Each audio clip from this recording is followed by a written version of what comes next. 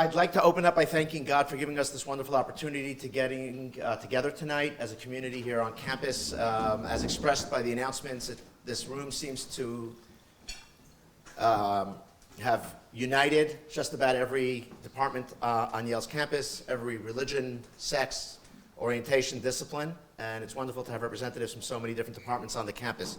I'd like to personally apologize to the faculty tonight. I assure you that when we invite you to Shabtai, it's usually a more intimate dinner, and it's not as crowded as this evening.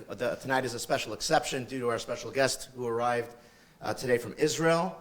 And I want to just thank you. I know how busy you all are preparing and teaching your classes, and it's wonderful to have you here with us among the students and the Yale community.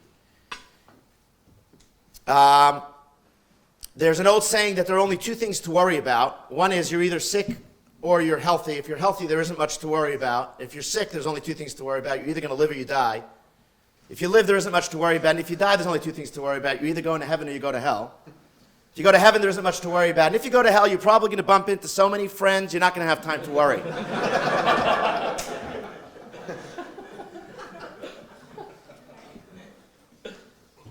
Yet, many of us, I would say, are perhaps worried or more so concerned.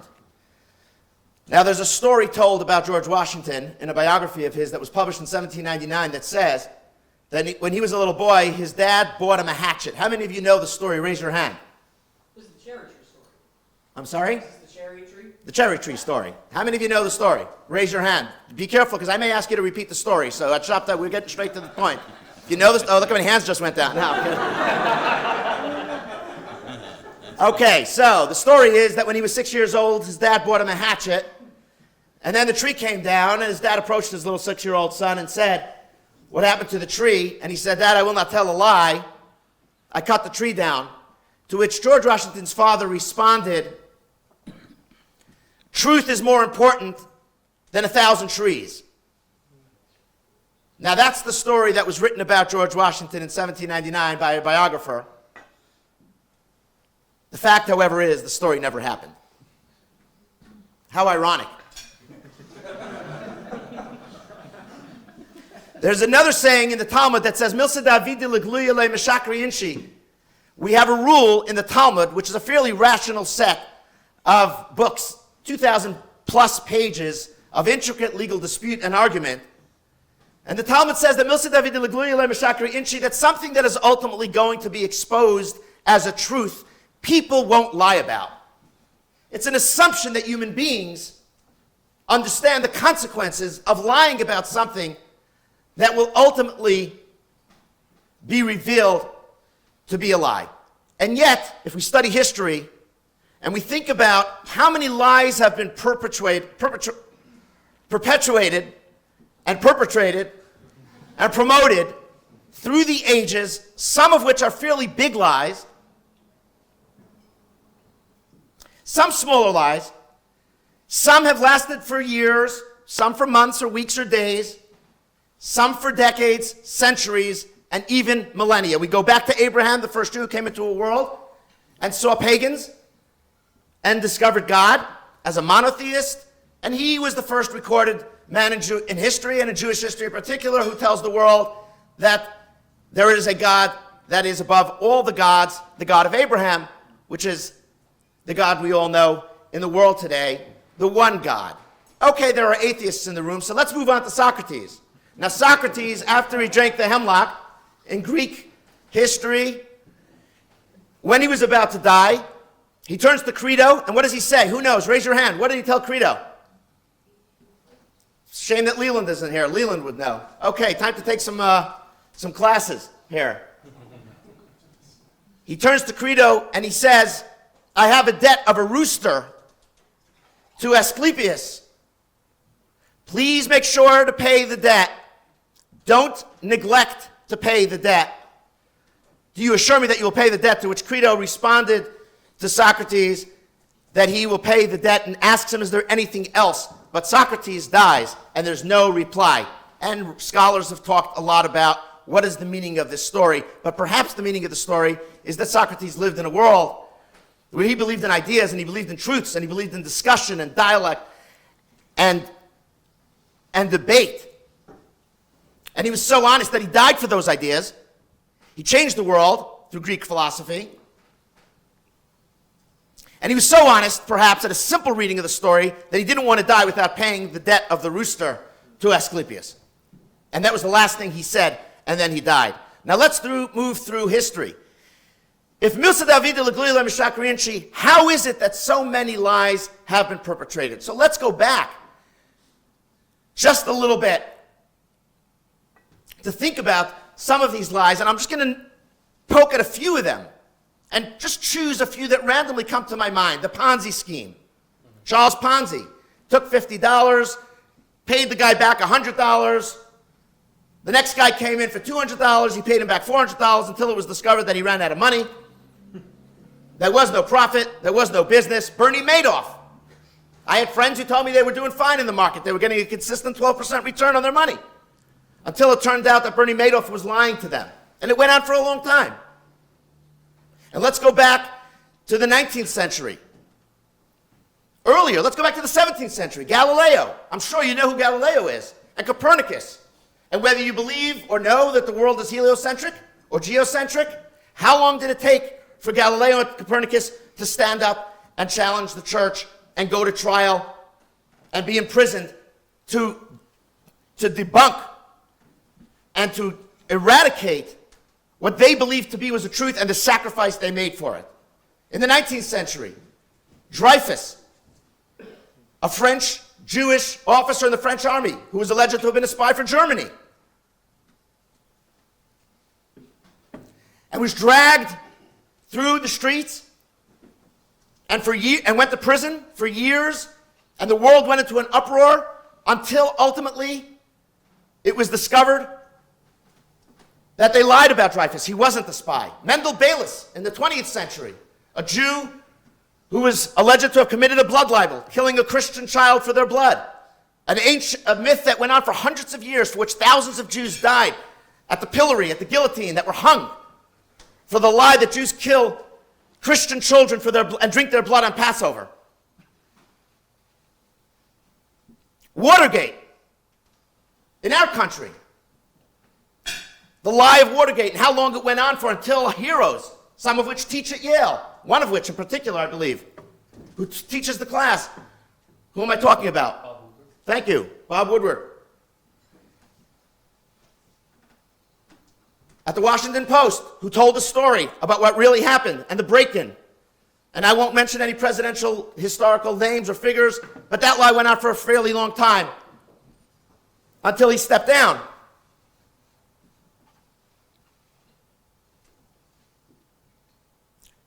The Pentagon Papers about Vietnam.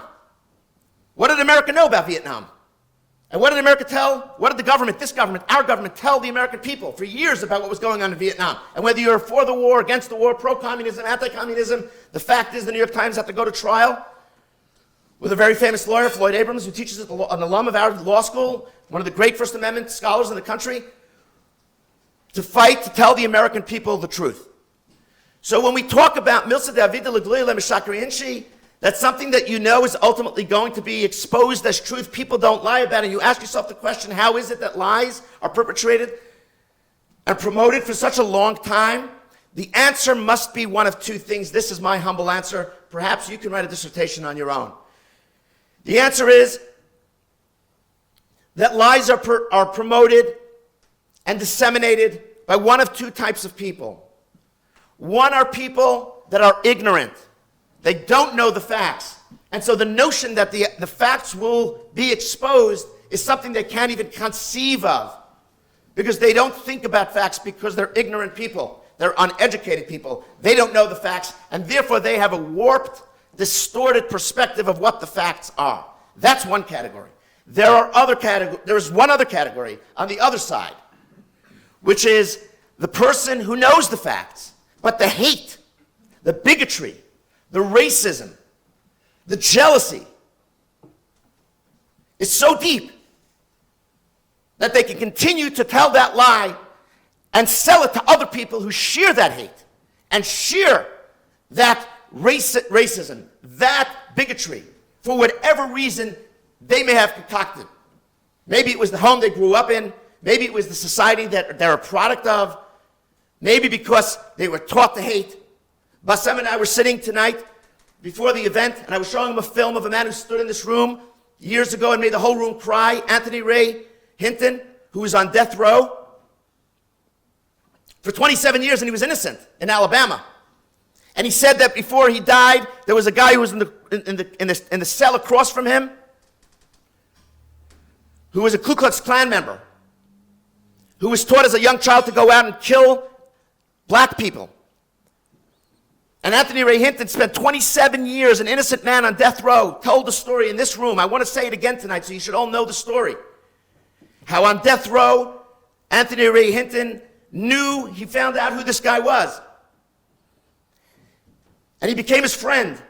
And he learned to have compassion on him because his mother taught him compassion. And his mother taught him to love another human being, even someone who was so evil that went out and killed, stabbed to death a 19-year-old mentally retarded black person and hung him.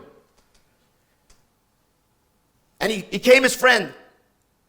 And when this member of the Klan went to the chair, the electric chair, to die for the terrible offense that he had committed, they asked him two questions. They said, "What do you want for your last meal? And do you have anything to say?" And he says, "I want an 8-ounce steak." And he got his 8-ounce steak. They said, "Do you have anything to say?" And he said, "Yeah. I want to say that the same people who I was taught as a child to hate are the people in this prison that taught me to love." Those are the two types of people.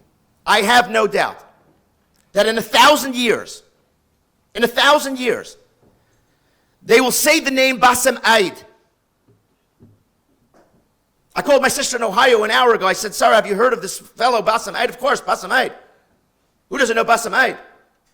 A man of truth. In 1,000 years, in 5,000 years, when they talk about Galileo, and when they talk about Socrates, and when they talk about Woodward, and they talk about the people who exposed the lies in the world, one person against an entire world, and Abraham, who stands up to an entire world.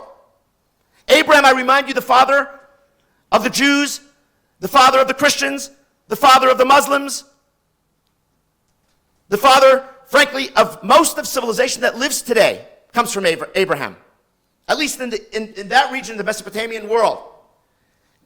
And today we invoke those names because they sacrificed everything against an entire world with the challenges of imprisonment, with the challenges of sometimes death, with the challenges of isolation, with the challenges of losing their own friends and sometimes their own family and their own society for the sake of truth. And they will say your name when they write the history of the greatest lie of this century that we are all experiencing today. The lie that Jews in the promised land of Israel consciously, God forbid, ever killed innocent people indiscriminately. The lie that the Jewish people have done anything close to a 1,000th, millionth, billionth of a percent of genocide, which is the intent to kill innocent people or to remove innocent people from their homes in mass. The myth that the Jewish people have not sought peace through our entire history. We are a peaceful people. And the lie that Bassem will speak about tonight that has permeated America, the world, the internet, and frankly, this campus. And I'll end by saying this. Learn the facts, read the facts, know your history, and when you walk across campus, be honest. We must rid ourselves of our bigotry. We must rid ourselves of our ignorance. We must be honest and kind. And if we're honest and kind, we will not live with lies. And the greatest liberation of the human being is to live with truths. Even if it takes a millennia to dispel the lies, we shall overcome. And when I say we, I say that I know there are close to 100 people in this room. You will learn the heroic, amazing challenges and gift from this man, Bassem, who, by the way, I met today for the first time in person. I'm honored to have you here, come from the land of Israel. The word in Hebrew, you come from Israel, you speak Hebrew. Hebrew is the ancient language of the Jewish people. The word for truth in Hebrew is emet. And emet is spelled aleph, mem, taf. And aleph is the first letter of the Hebrew alphabet. And mem is the middle letter of the Hebrew alphabet. And taf is the final letter of the Hebrew alphabet. Because in our tradition, truth is from aleph till taf. Truth is eternal. And when something is eternal, it lasts forever, and it will be there forever. Hopefully, the world will recognize it faster than it has been, and we will turn this rhetoric and this libel, this calumny against the Jewish people around. I introduce you tonight to a hero of the human race, a hero from the land of Israel, Bassem Eid. Thank you so much for coming here tonight.